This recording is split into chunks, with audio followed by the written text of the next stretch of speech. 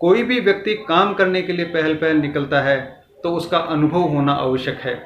अनुभव व्यक्ति को है तो वो उस रास्ते पर चल सकता है, और यदि अनुभव नहीं है तो कम से कम परीक्षित मार्ग हो, किसी दूसरे द्वारा परीक्षण किया हुआ हो, या उसने खुद ने इस प्रकार का परीक्षण किया हो। यदि अनुभव और परीक्षण है कि डोरी का अभाव है तो फिर रिजल्ट है वो निल आएगा, परिणाम है वो शून्य आएगा। जिस काम में भी हम निकले हैं वो असफल हो जाएंगे उसके अंदर, और असफलता है और वो निराशा में बदल देती है।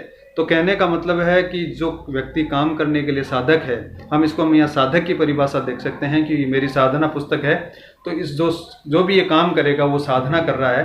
तो इस मेरी साधना के लिए व्यक्ति साधना करता है, तो उस साधना के अंदर जो साधक है वो इस प्रकार से निराश हो सकता है यदि इस प्रकार का वो काम करेगा। क्यों? क्योंकि उसका परिणाम है वो शून्य आएगा। फिर भी अंतर चेतना से ध्वनित होकर कोई निरंतर बोल रहा था कि मैं भी कुछ करूं। इस प्रकार का जब उसने काम किया, उसमें अल्लड़ उत्साह था, उसके अंदर बाल आशा भी थी, मधुर वेदना भी थी, और वो काम करने के लिए निकला है, तो ऐसे काम का जो परिणाम है वो हमेशा शून्य आता है।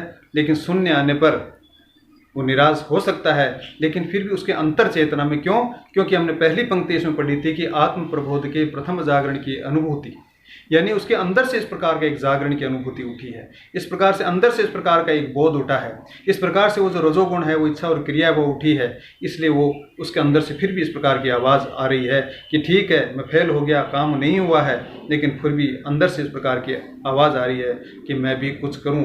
क्योंकि जो व्यक्ति इस प्रकार से निकलता है वो करने के लिए बाध्य होता है। दूसरा अवतरण हम लेते हैं। बहुदिशा स्थित पथ निर्देशक स्थलों की ओर मैं स्वभावतः आकर्षित हुआ। प्रचंड प्रकाश राशि से उन्मिलित मेरे नेत्रों ने अपना स्वाभाविक धर्म छोड़ दिया। मैंने उस प्रकाश पुंज में पथ शोधन करना चाहा। देखा, प्रकाश के बाह्य आवरण से आच्छादित अंधकार घनीभूत होकर बैठा है। कारण, अंतर्वेदना की चिंगारी बहुत पहले ही निशेष हो चुकी थी। पहले अवतरण में हमने देखा कि व्यक्ति बहुत कुछ करता है, करने के लिए बाध्य होता है, लेकिन किसी प्रकार का उसे लक्ष्य स्पष्ट नहीं है, और जैसे लोग कहते हैं उन पे वो विश्वास कर लेता है। ऐसा मार्ग चुनता है जो अनुभूत नहीं है, जो परीक्षित नहीं है। लेकिन